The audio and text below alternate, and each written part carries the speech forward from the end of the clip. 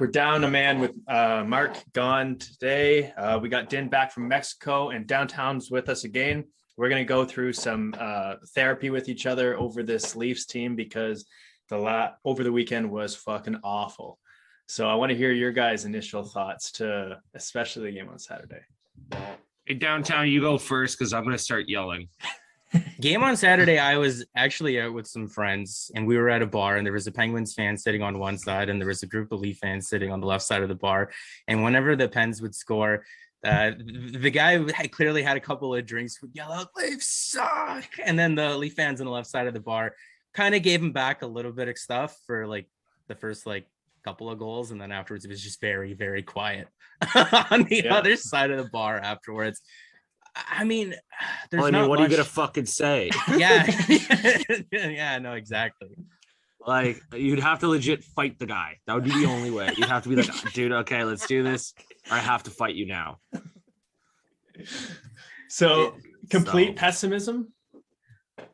Yes and no. What do you mean pessimism? We lost 7-1. What do you mean pessimism? In those two games, yes, complete pessimism. But at the same time, it depends on which group of the fan base that you belong to right now. Like, are you of the believer that it's early? Is it 6 games in, or is this the 6th year? Do you want to look at the stats? Do you want to contextualize things? Do you want to see where the Leafs rank relative to other teams in the league? Do you even care? Like, it depends on what group you want to be in. Wait. Stephen, one question. Do you think we can win with these guys, yes or no? Like, straight up not Stanley right now. Cup. Not right now. No. But like right now, what do you think? Mitch Marner is just gonna. Mitch Marner legitimately has problems. Like, there is issues going on that aren't obviously going to get resolved this season. So, wait, sorry. Like, do you think we're gonna win with these guys this year? How about that? I don't know. Right now, okay. Right now, the answer is probably no, because just given how the first 6 games have gone. But it is just 6 games in, right? When people say that, they're not wrong. Right? I know another thing that it also starts with a 6, and it's 6 seasons, 67. I got a few. Yeah, like, right. It's just, there are still games to play this year.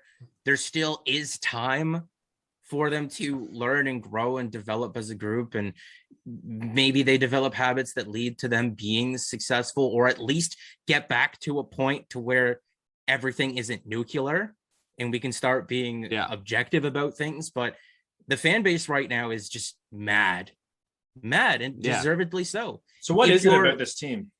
What is it that's lacking right now? Wait. Inspiration, hope, nothing. There's no passion. There's no passion. Where do you think they're gonna find that this season?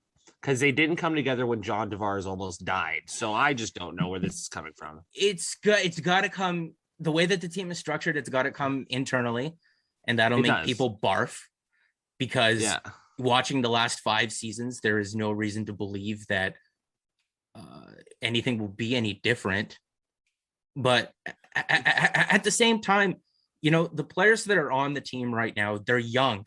And the thing that people are clutching to is they could conceivably get better. But again, that'll make people barf because it's awful. Right now, everybody's upset. No matter what line of thinking you have on this team right now, whether you want things full nuclear and everyone fired, or you want to be optimistic, or you want to look at the stats, or you want to say it's early, everyone can agree that nobody is having fun. No. There's no brightest. Yeah. Nobody's having fun. Okay, so I definitely agree that it has to come internally. And the thing is like, you can look internally, you can see guys like Jason Spezza like play his heart out every single game for the last 3 years. And then you see, but they don't care.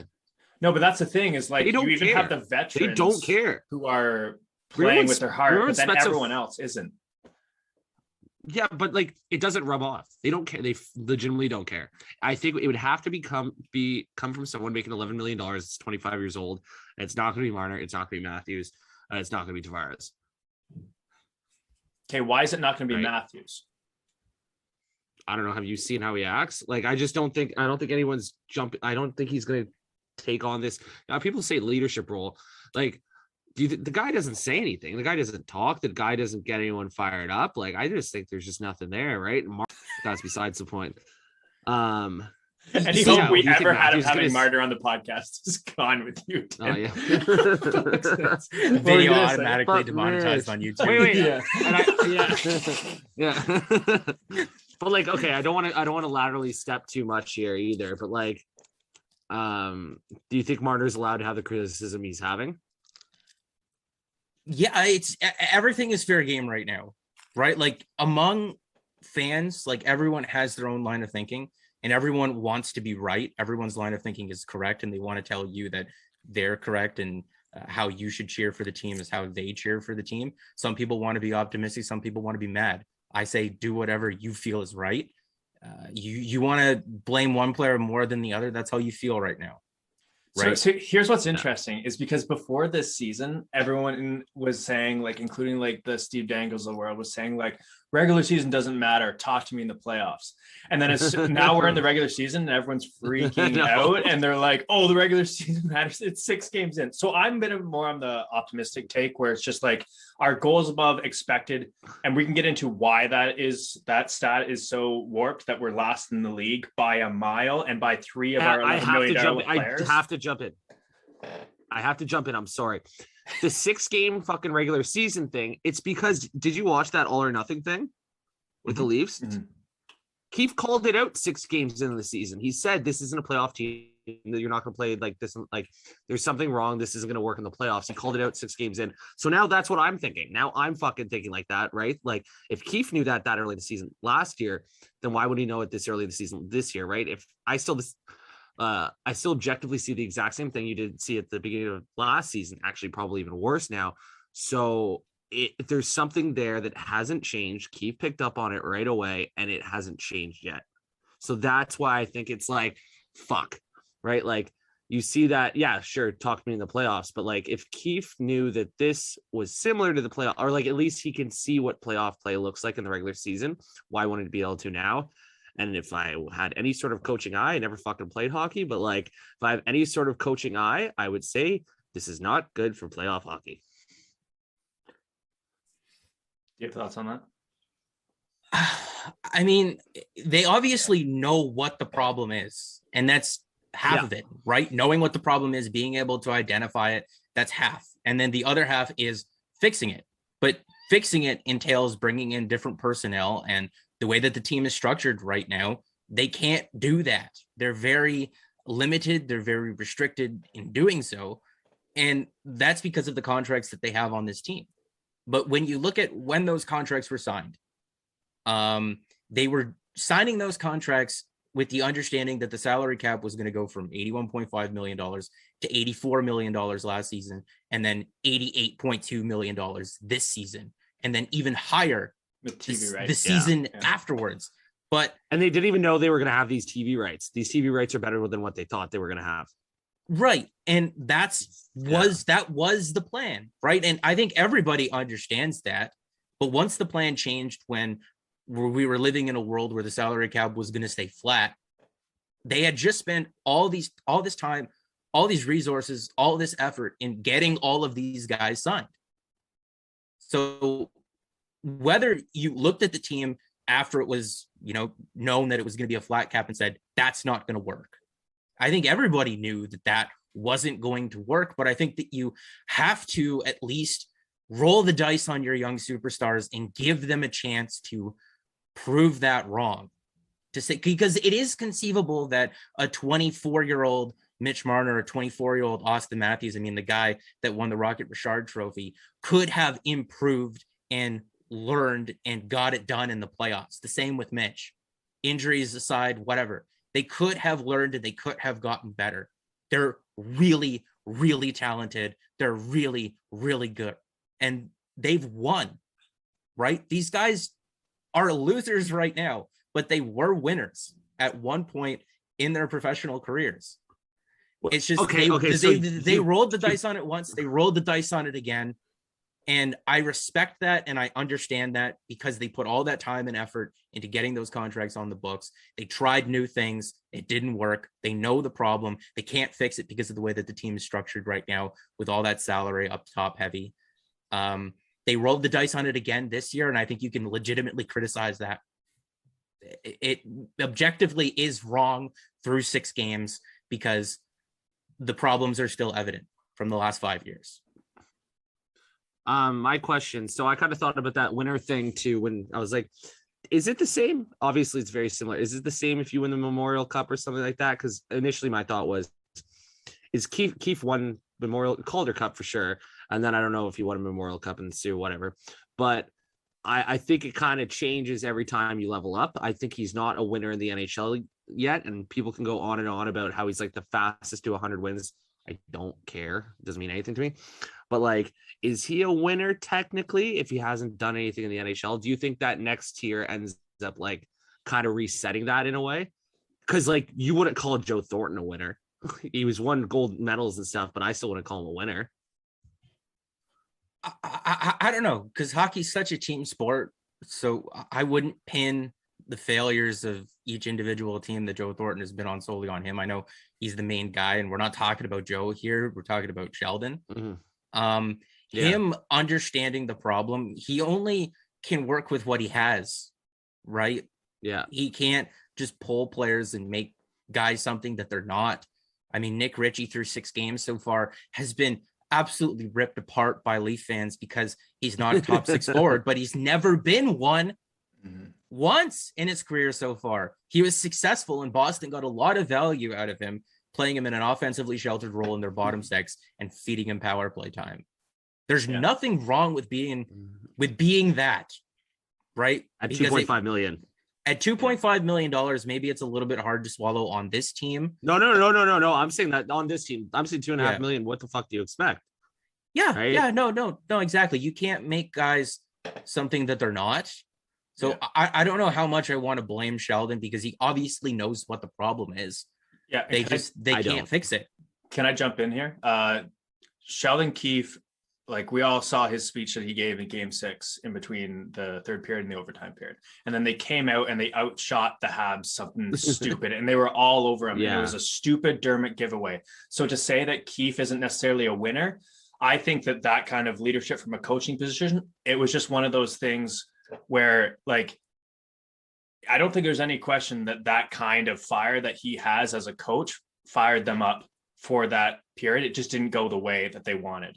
And that he can't do anything more than what he did in that situation. He can't keep Travis Dermott on the bench because he thinks that he's going to do a spinorama in his own zone and give away the puck. Right. And it would have just taken one of those shots that went in to move on to the second round. And who knows what could have happened? Well, very likely we would have made it on to the third round.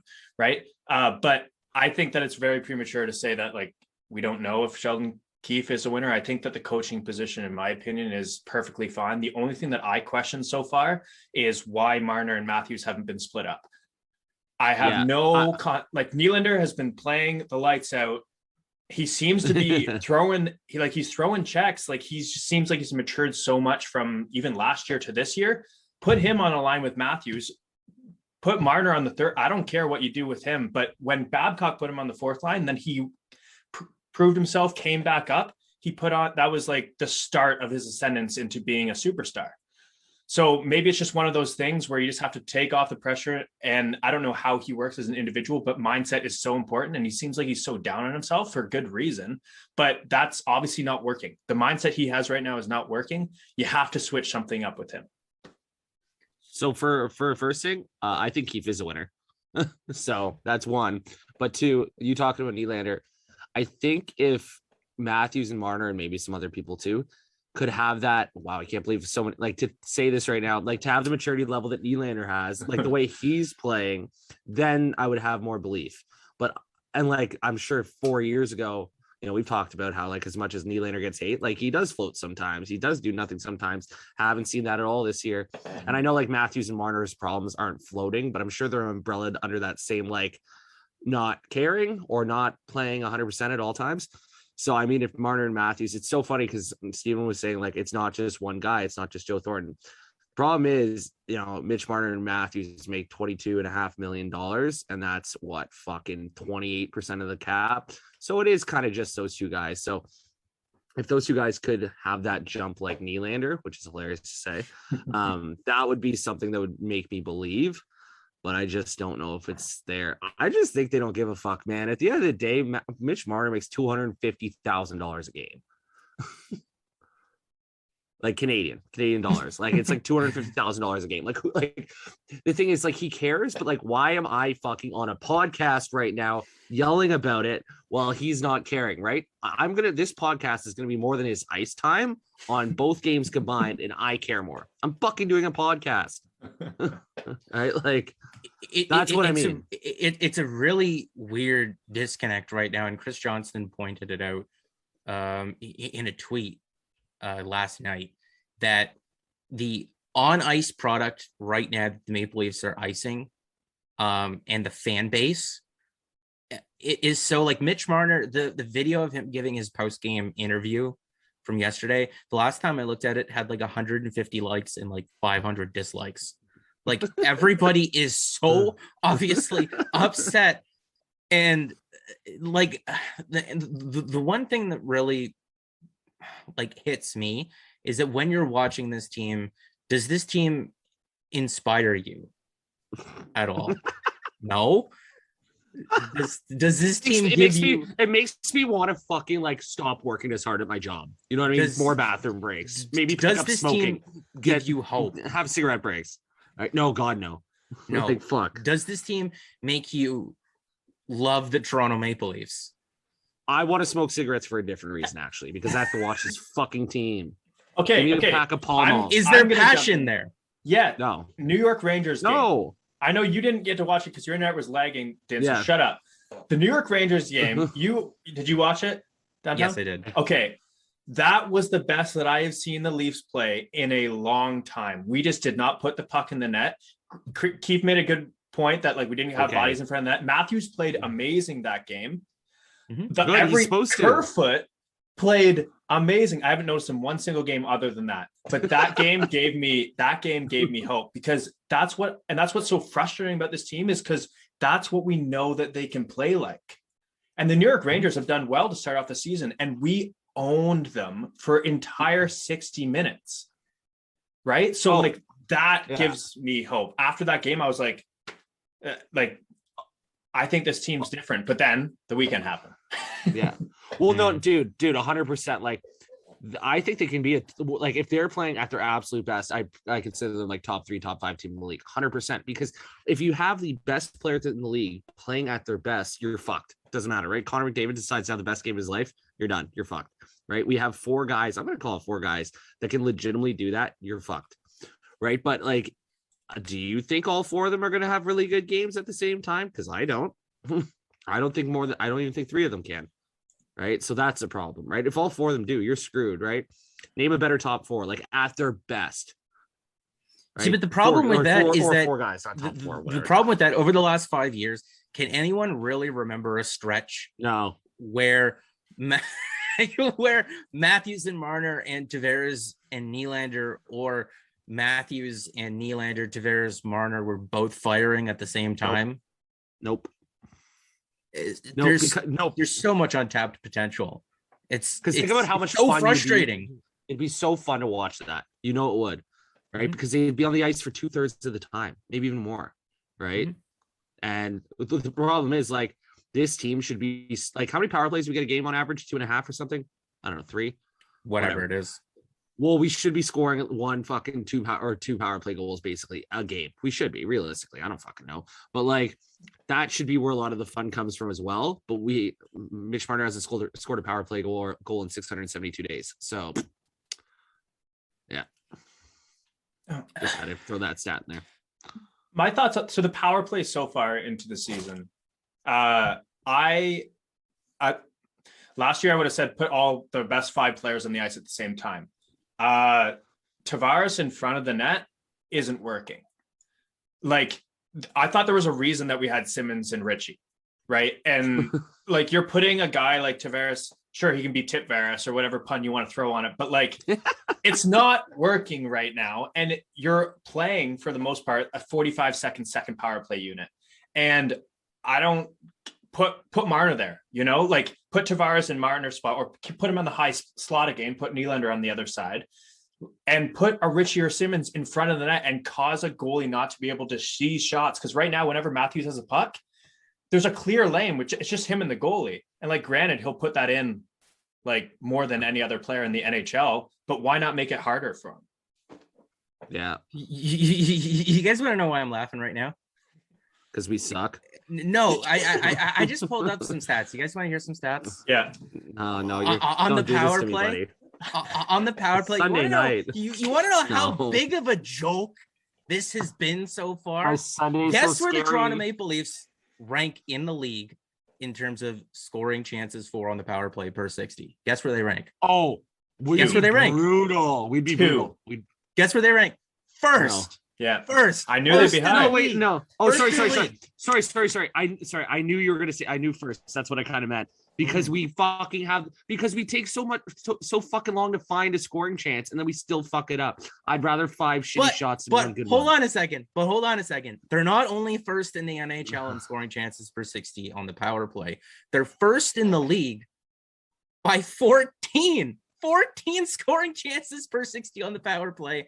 They're that much in front of everybody else. And their shooting percentage on those scoring chances is the 5th worst. So I'm going to tell you, I'm a math guy. So 14 ahead of the second. Did you say 14 ahead of the second? 14 ahead of the second. So there's 2 minutes per power play. So you can times that by 2. They get every 2 power plays, they get an extra chance per 60. Like in a 60-minute game, all that they should be scoring a half more goal in the whole game than the second place team because of power play alone. It's so crazy. And of those scoring chances, like that's just the quantity of them, but the quality of them, the high danger shot attempts 4 per 60, they rank 7th in the NHL. So it's just like out of those chances that they are getting and the high danger shot attempts, those are coming like 6 feet out in front of the net.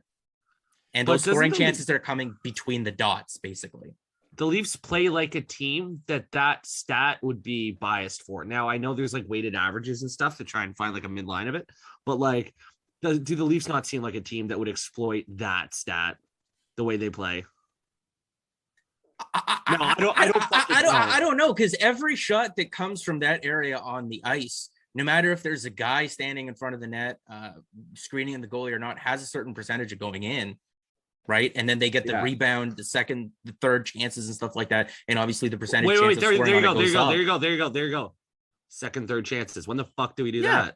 No, but the first chance has a pretty damn good shot of going in, and not those aren't going in. And when they are or aren't getting those second or third chances, those aren't going in either. But we don't have those. We don't have these second and third chances, right? You miss 100% of the shots you don't take. Michael Scott, It's just you can look at all the stats and all the heat maps and whatever. You can look at everything else. It's going to drive you absolutely nuts. Everything that is being said about this team right now is true. Everything. That they suck, that there are reasons to be optimistic, that it's early, that it's year 6, everything is true. Everything about it, that it was structured wrong, that if this player sucks, that player sucks. It's all true because nobody is having fun. That's just what it is right now. And I don't know how they fix it because it needs to be fixed internally. And to have any hope of it being fixed, you need to go back to past events and say, oh, this is how they fixed it here, or this player stepped up there. And it's just, it hasn't been any of the guys that it needs to be. It'd be interesting to actually look at, like, if you could have aside, I kind of thought about this too. Obviously, the Toronto Maple Leafs have such a light on them, and we're so in depth about them. Like, I probably know fucking Jack Campbell's like birthday and his like wife's birthday. But do people internalize and look at their teams the same way we do in this fact that, like, did Washington, when they won the cup, did they have stretches like this? Yes. Right. So they lost. Did they have a 7-1 game? Did they not lose the first 2 games to the Blue Jackets? that year in round one. And then they had to switch their goalies. And then they had to switch their goalies. Yeah. They switched their goalie after the second game of round one. I don't know. That would be pretty panic mode to me. Yeah. So that's my hope is like that, you know, if you looked at the regular season, maybe they had a fucking back-to-back just like us and they lost. See, but the problem with comparing the Leafs to other teams that have struggled in the past and then won a Stanley Cup, like even the Lightning, the Capitals, like go back and look at Ovechkin's numbers when the Caps were struggling to make it past round two. He was absolutely dominant, like a point per game or even more so in all of those games that they struggled to make it past round two. Like Matthews and Marner. Yeah, Nylander's not even Ovechkin. Close. Not even close. Nylander's are Ovechkin. Yeah, exactly. A guy making $6.7 million. Yeah. Yeah, fuck yeah. The one thing I've noticed, and maybe it's just an eye test, but we have not got nearly as many chances as usual off the rush. And I don't know what that is in terms of like our systems. And I don't know if maybe stats would say differently. I'm just judging by what I've seen is I feel like very often a lot of games we get a lot of 2-on-run rushes or even breakaways. And I haven't noticed other than Kasha the other night, really many like even 3-on-2s. I feel like we're doing a relatively good job at cycling the puck, which is good to see because we've had some issues with that being a bit of a smaller, more skilled team. But I think those rush chances, I don't know, once again, if it's systems or whatever, but if those can come back, maybe giving guys like Matthews more, like, I think all it takes is one. And I think it's just from there, it's just a boomerang effect. Just off the top of my head, I know when the Maple Leafs first came out of the rebuild in like 16-17 and then even 17-18, they had a lot of skaters that moved the puck very well north-south. Guys like Nazem Kadri, Connor Brown, Kasperi Kapanen, Andreas Johnsson as well. Just straight line speed. Patrick Marleau, even a lot of straight line speed. They've lost a lot of that. And I want to say that they've transitioned more from being a north-south team to an east-west team to where they really rely on that puck movement. And what other teams do, and it is very evident if you watch the game, is they just clog the middle of the ice. And then they take away the passing lanes in the offensive zone. And the Maple Leafs are now a perimeter team because they don't go to the net and get those second and third chances. Yeah. And that was the hope, I think, with Richie coming on, is to be the guy that went to the net and let the other guys do their thing. Thus far into the year, I think it's safe to say that experiment is failing very heavily. But it can't be just Richie. Right. It has to be everybody willing to do that. And that's the thing that's frustrating, is that we all remember watching the playoff game where Mitch Marner blocked like 80 shots in the final seconds. Dude, I saw that video today. We all remember that, right? That is that warrior instinct that we want to see from the team. And that's what I meant by this team does not inspire inspiration. It brings no hope. There's no passion. There's no love for this individual team this season. Because we're comparing it to what it used to be, right? The reasons why we have the expectations that we do now. And this team used to inspire hope, passion, love. It used to be fun. And it is not right now. It is so very much not. Do you think they can win? Or do you think they have hope, the players? Yeah, no, I do. I do think that I don't think they feel that they'll turn it around. I don't think that they ever bet against themselves as professional athletes. No. I almost wish they kind of would more. They seeing how dejected they are when they lose, watching the Amazon All or Nothing series and seeing Matthews and Marner in the dressing room and how they just sat there with their equipment still on, seeing Mitch Marner in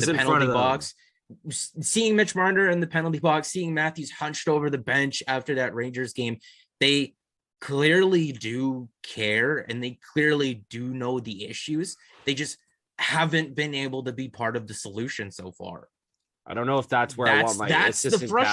That is the frustrating thing.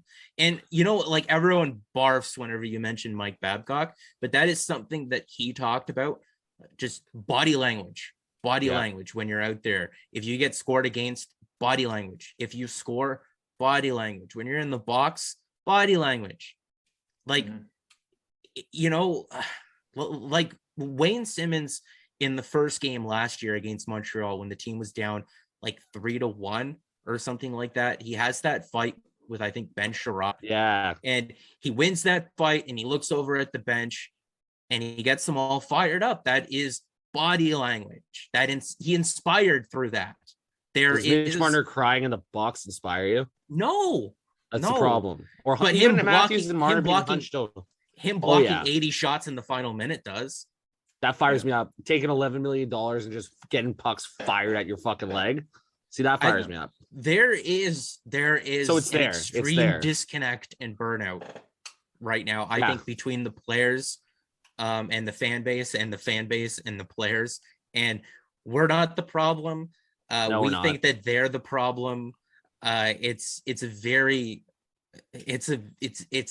an awful dynamic right now for everyone.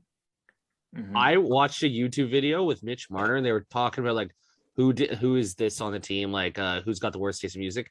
Every time Mitch Marner was talking, or even a lot of them, they were talking, and I was like fucking mad watching it. I was like, how dare you guys fucking smile? They probably did the goddamn video a month ago. And I'm like, fucking piece of shit, man. Like, how dare they? How dare they? But like, it's sad. I'm like, I was almost upset. I'm like, I was so happy. I used to talk about these guys all the time, and now I don't want to. And here we are on a podcast. Yeah, except on a podcast. Well, I don't want like in like light. It's like, you know, want to hide all my jerseys. I need to hide my fucking Joffrey Lupul, Jeff O'Neill, Matt Stajan jerseys. It's I don't even know. I lost my train of thought. Was this game worse than the David Ayres game? You see, but that's what that is. Don't do that. Don't compare the that's what Leafs that's what Leafs fans do that are different than Washington fans. That's the difference. And I understand that we have these like big compilement of all these games that are really fucked up, but that's the one thing we do is we remember so well because we're such diehard fans, and we have enough diehard fans that we can collectively be like, oh, remember that game? Guess what, Isaac? Before fucking a minute ago or 10 seconds ago, you said it. No, I didn't think about that. But you brought it up because we fucking remember everything. Hey, like people are bringing up like the Pittsburgh, like Mark Donk game. I'm like, fuck, stop bringing that fucking game up. No other team. Pittsburgh doesn't remember that game. The Penguins fans don't remember that game because they're not a bunch of goddamn losers. All right.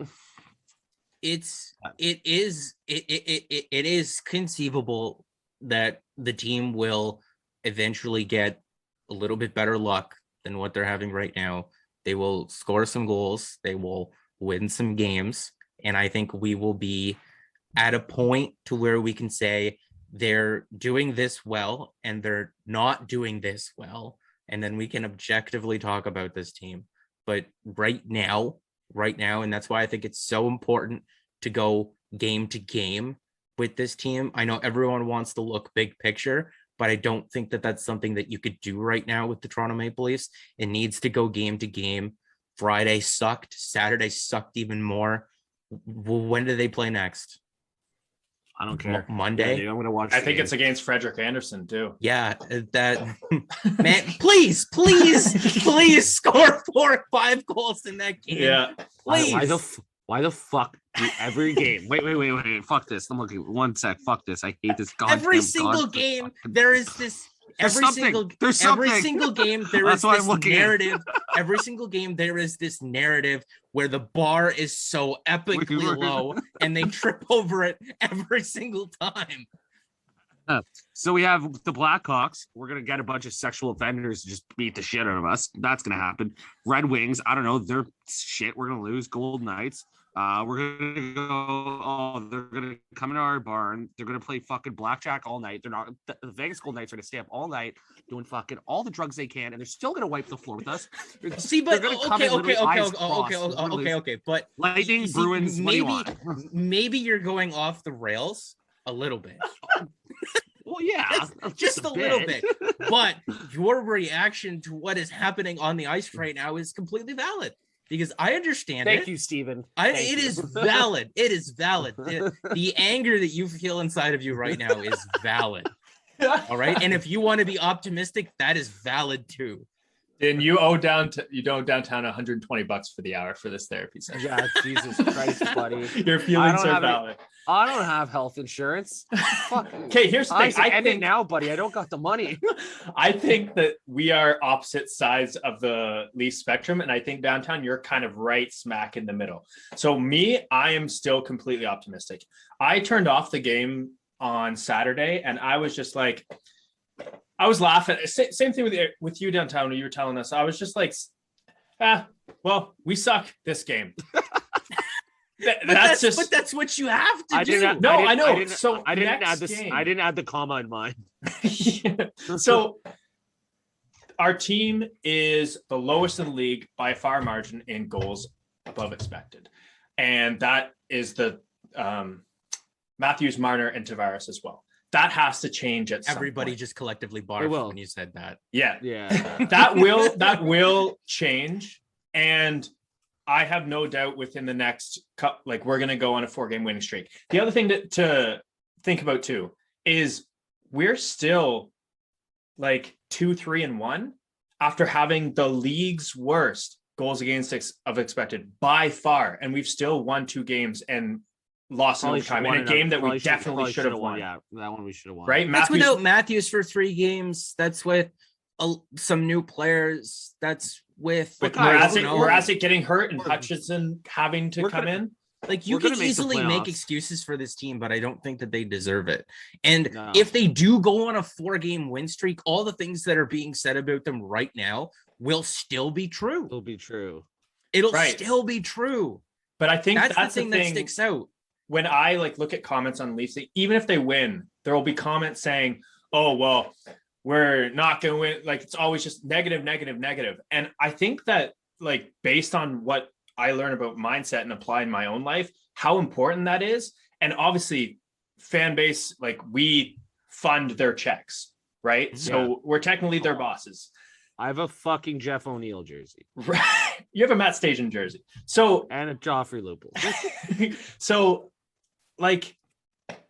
I just think that all of this negativity that the fan base is feeling and the players are probably feeling, it's just a negative feedback loop that isn't going to change. So that's why I just choose to be positive, because if I'm already giving myself 3 hours to watch pretty much every single one of these guys' games, and since I was 10 years old watching almost every single one of these guys, you might as well have some hope, And when they lose at 7-1, you're just like, I'll turn the game off. I'm not giving them any more of my time. But what's the point of just being completely negative about this team if we're still going to give our time to them? If there's going to be such negativity, just turn them off. See, but other people feel like they can be negative, or other people are negative in that headspace because they know that they are going to watch the next game. They know that they will. Yeah. That's why they're angry. See you guys next time. Are they angry with the Leafs, or are they angry with themselves for not being able to not to projection? Yeah, we're going. I don't know. This is a real therapy. Dude, this better not cost $240. That's fuck, guys. Fuck you guys. I'm gonna fucking ask for a Venmo at the end of this. But okay, so what are your guys' thoughts on just seeing how they play in the Rangers game, and then the next game they play absolute trash? Is it somewhere in the middle, or are you changing your predictions? I know downtown you said it was 2nd or 3rd last time after coming up from 4. Dinn, I think you were 2nd or 3rd as well in the division. Where are we sitting right now? I sit there. They're gonna, but the thing is, in a 7-game playoff series where you're facing a pretty good team. So let's say it's pretty always 50-50, 60-40 at most. Maybe you should win 4 games out of the 7. You should, let's say on paper, statistically. I have no belief, or actually I have full belief that a couple of those games, they're just going to say, fuck it, and not play and just not care. And maybe that's one of those games statistically they were supposed to win. So, because there's going to be games where they play hard and they lose. But I think out of any team, I don't know if I'm actually fucking saying this, because I talked about it before, saying, I don't know if other teams think like this. But we have to take the most. Okay, but wait, hold on a second. You're saying that you don't know if other teams think like this. Are the Colorado Avalanche, who are 2-3-0 on the season right now, are their fans feeling the same way that we do right now? Are the Blackhawks, who are 0-4-1, after making all those changes and all those trades in the offseason? How about the Vegas Golden Knights, who are 1-3? I know that they have a lot of injuries. Tampa, a lot of injuries. Wait. Isaac, are you more mad about Friday, Saturday because of how well they played against the Rangers? I wasn't even too mad about it, probably because last year in before game 7, I just said, this team is I'm just not going to be negative about them anymore because I'm not going to give them the chance. So I'm just of the mindset that you know what I mean? At least the Rangers game was fun. Yes. Yes. At least they lost, but at least it was fun. Wait, yes. You guys are having fun? How dare us? How dare us? See, that's the thing. Watch this so I don't scream at my girlfriend. That's the thing is, you want to say, like, this is their jobs. They're making, especially the top guys, they're making $11 million. It's their job. It isn't about fun. But I think Mitch Marner plays his best hockey when he's having fun out there. Yeah. So how do you change that mindset from feeling like all the weight is on your shoulders, which clearly is not working for that guy? That is clearly not what he's motivated by. He needs to score the Michael Grabner special.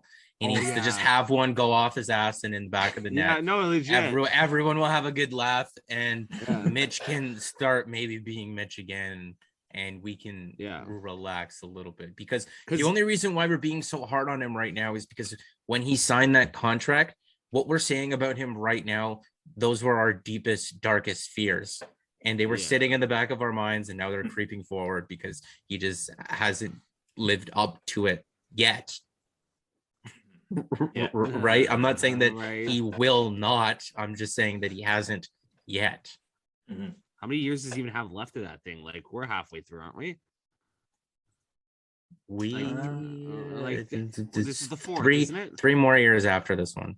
After this one? Okay, so we got some time. Oh, that sucks.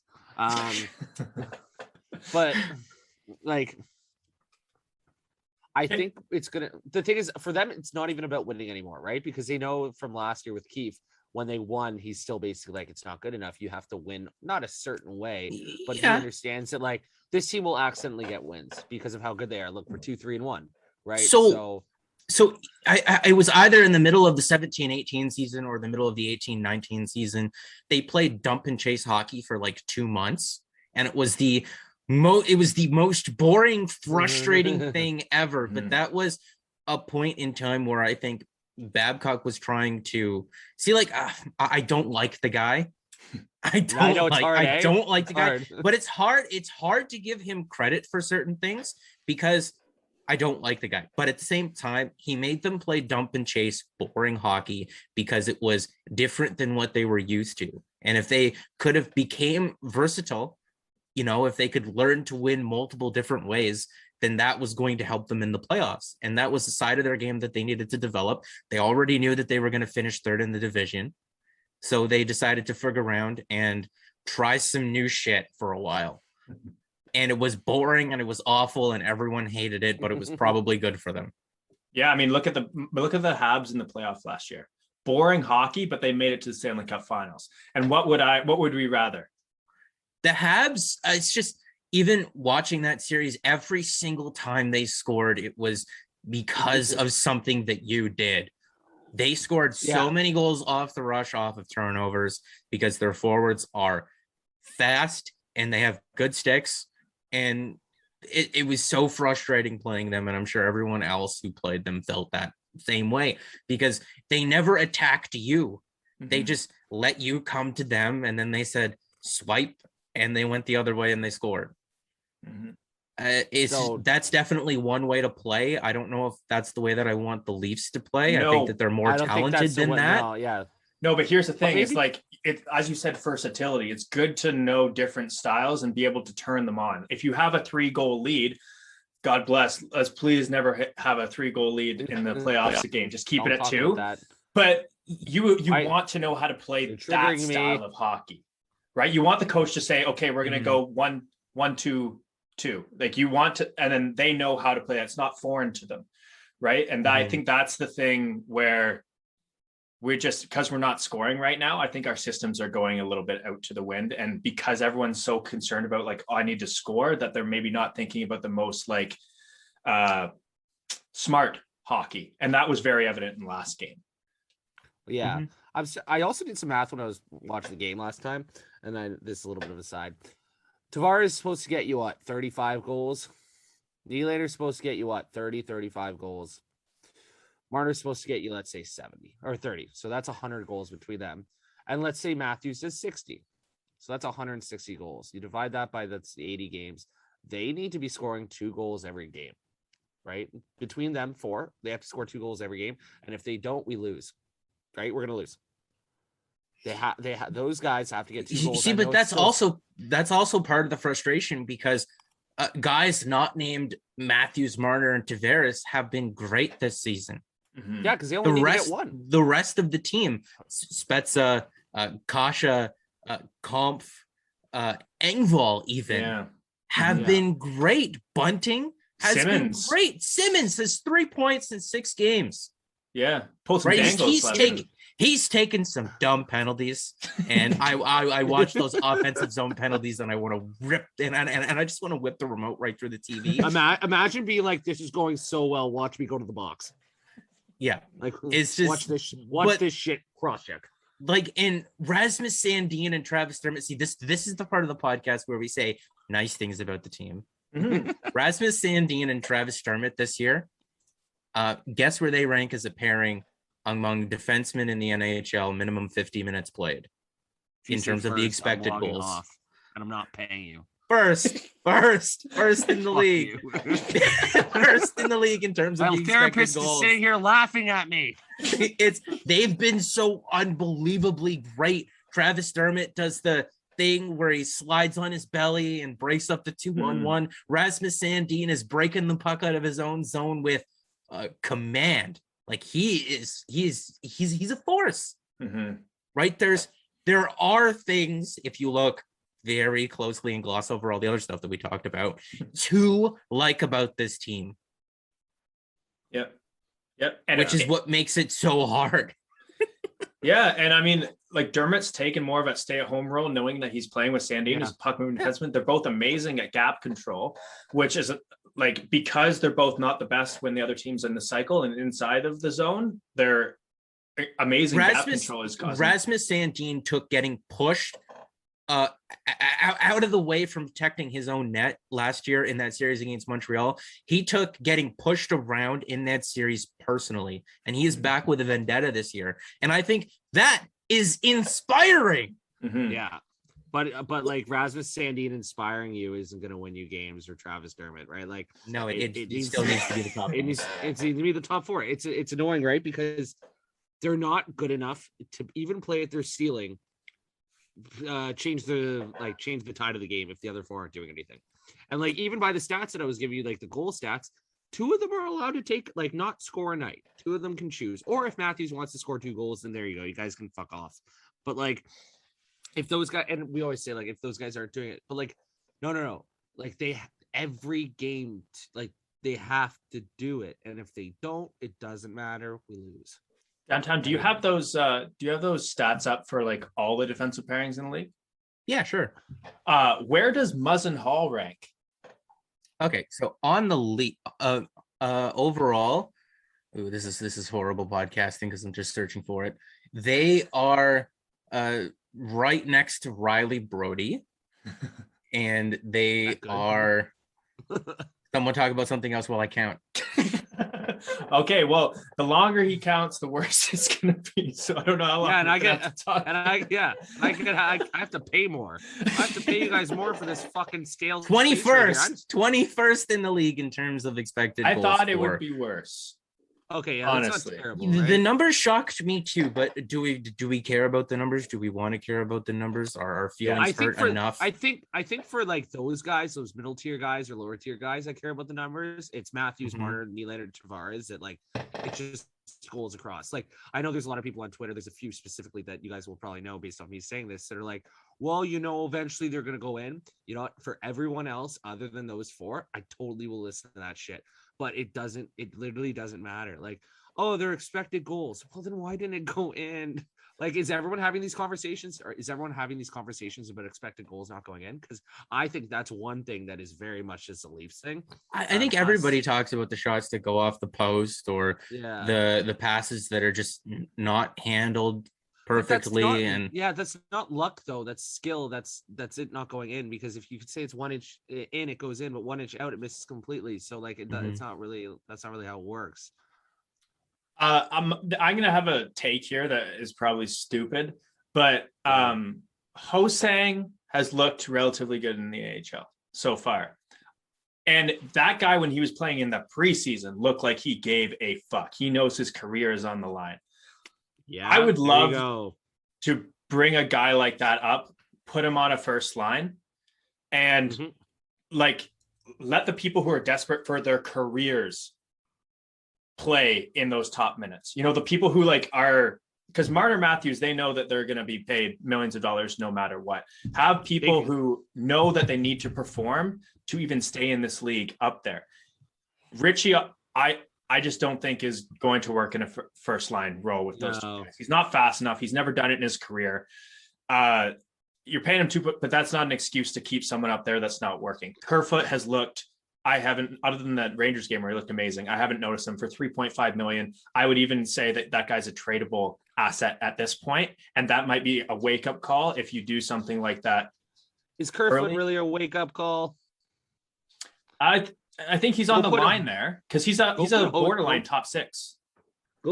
Is there a way to demote Marner or like any of these guys without like demoting them, not like pulling like a Marner fourth line shit or straight up benching them? Yes. Is there a way of demoting them without like making them like feel like, hey, you're a piece of shit? Yeah, you put him on a third line with Kampf and tell him to play a defensive role. That's what I think kind of the answer is, where it's like you're not like not playing him anymore because like you can't not play Mitch Marner or any of the bigger guys. But like I think you do something like that where like, hey, we're not winning. Because you couldn't do that when we were winning. As much as Keefe was like, hey, like you have to play this playoff style of hockey. This isn't how you win. You can't have Martin on the pace for 94 points and be like, well, welcome to the fourth line, fucker. Right? Like it doesn't work that way. But if they're losing, I mean, it could be a good thing, right? Because then he's allowed to switch up shit. Because it's like, guys, it's not working. Right? We need to do something else, right? So maybe losing a couple games is kind of important because I don't think any of the players are going to be mad with what goes on in the next game after the last 2 games. Right? You can't really call it out. I think we would rather this be happening now than towards the end of the year or in the playoffs. Maybe this is good, man. Because we never really had those bad. Could you imagine how damaged you have to be to try to spin losing 7-1 to a Crosby-less, Malkin-less, no Brian Rust, no Jeff Carter, no Chris Letang Pittsburgh Penguins team into something that may actually be good. I think we'll need to make this. We'll make this rock bottom. This is a recurring payment that's going to be going on this year, Stephen. Hey, rock bottom is the time when you like it's in everyone's life when they hit rock bottom. That's when they start to grow. So maybe this is our rock bottom. So that's the spin I'm putting on it. Do you think losing 2 games, basically 2 games in a row pretty badly, that's allowed to be rock bottom for this team? Because it's like a different scale of what, I mean, 7-1 is pretty fucking bad, but losing 10 in a row is really bad. But we're not going to lose 10 in a row. So is this rock bottom? Like, can this be considered rock bottom for a top? You played an AHL team, a borderline AHL team, and you no, don't say borderline. No, not borderline. AHL team. Evan Rodriguez was your first line center. Hey, yeah. I said that Drew O'Connor was going to score a hat trick, and he only scored 2. Did you say that before the game or after? Yes, I said it. I said it the night before. That's being a Leaf fan in a nutshell. That's literally who is he? I don't know. He may be a good player, but no idea. I haven't heard of him. Put up fucking 45 this year and then take a pay cut. Yeah. And if Jack Campbell would have stopped that wraparound shot, which was terrible, but there's a bunch of what happened? Yeah. Anyways. I thought the call might have been played, like the play would have been called dead. That was like a Vesa Toskala goaltender thing. Hey! Don't be low on Jack Campbell. Yeah, don't be low on Jack Campbell. He's the goalie. He's the goalie. I'm not worried about him. Yeah, no. He's definitely the one crying after that game. Yeah. All right. Well, I think we've kind of edited a bit of a hopeful, maybe. I think we got 3 a little bit different sides of how we all view the Leafs here. What is it? When did you say Dinn the next game was? Monday against the Blackhawks? No, Hurricanes. Carolina on Hurricanes, Monday. right? Wednesday, Chicago. All right. Yeah. Wait, hold on a second. Before we go, or before you finish your thought there, how do we think that game's going to go? Has the therapy session worked? Yes. We're losing 5-1 or we're winning 5-1. Okay. We know that, right? We're not, or fuck the thing, or it's the overtime fucking played amazing, but we lost bullshit. It's those three. I think it's a 4-2 game with an empty netter for the Leafs. Okay, so you think the actual opposite of anything I just said. Well, you know what? You're a better person, man. Does anybody remember the game after they lost to David Ayres? No, I don't. Oh, no. Okay, so wait. You didn't want me to bring that up. And then you bring up that game later. I see how it is. All right, well, hosting sucks. I quit. They beat the Tampa Bay Lightning 4-3. That probably would have been such... the thing is, you know what sucks is... And then they beat the Florida Panthers 5-3, and then they beat the Vancouver Canucks 4-2. So what you're saying... And then they lost to the Columbus Blue Jackets in a pre-playoff series. So, like, it just kind of shows you, like, the ups and downs of things. Yep. Right? How you can go from losing to David Ayres to beating the eventual Stanley Cup champions that year in what was more than likely a pretty good game. I mean, it was 4-3. How much better do you feel if we win 5-1? Because I guarantee you I'm not going to feel that great. Against Freddie? I still won't feel great. Like, I would love it if we won 5-1, because then I wouldn't have to deal with people in the comment section begging for Freddie to come back. See, but I hope there's no one that thinks that guy didn't fucking suck. No, there are. Right? No, there are. There are. That's so brutal, man. Like, he was so bad, especially in October. But I will preface the conversation with saying that I'm glad he's doing well, and I hope he does do well, just not Monday night. Yeah. Yes. Yeah. And he's had an amazing October so far, which for the first time in his career. So, well, what else are you gonna do in fucking Carolina? Yeah, that's true. Might as well play games. Wrestle a gator or something. And I'll just say, in the Pittsburgh game, when we were down 2-1, and I think they scored quick right after 3-1, I still had hope that we would win that game. Yeah. And I think that's the cool thing about cheering for this team. The shots were 18-10. Right. Is that if we're down 3-1, I will always have hope that we have a chance to come back. Is that hope, or just knowing that we're better than the other team technically? So I think they're one and the same. I think that's just knowing that we're better than what we are. Yeah. So which is I don't know if that's because that we can be better. Is that hope? Because that's just me knowing, because I know we're going to make the playoffs, but that's but I don't have hope. We're giving the team, not hope that the team is giving us. Yes. No, God, no. And also, we have absolutely zero control over it. So that is why it's a very unhealthy obsession. Yeah. Well, like, if you flip a coin and it lands tails 10 times in a row, like, I still know that it's 50-50. I'll take heads. Right? That's kind of what I mean by that. Like, even if the Leafs, unless you're the Leafs, by a lot. Well, yeah, and then it's and you're going to get another tails. Yeah, 67 times in a row. Yeah. All right. Well, I think that's it for this podcast, guys. I appreciate both your times. I think that was therapeutic, and we're going to be doing a post game after the Hurricanes game. You're welcome to come on and join us if you want, but we're going to be doing one regardless, and hopefully our predictions. So, wait, what's your prediction, Downtown? You didn't make one. 4-0 win for the Leafs. Oh, you're fucked. Because I love the roller coaster. We're going up, baby. We just went down to the bottom. We're going back up. I love it. Okay. What was the point of that hour? So 4-0, 4-2, and what's yours, then? 5-1. Leafs. Fuck it. All right, so we're all going. Wow, fuck. We're doomed. We're doomed as humans. You know, I do. It's not the players. It's us. Yeah. Yeah. Honestly, this is why we stay in toxic relationships. All right. Peace out.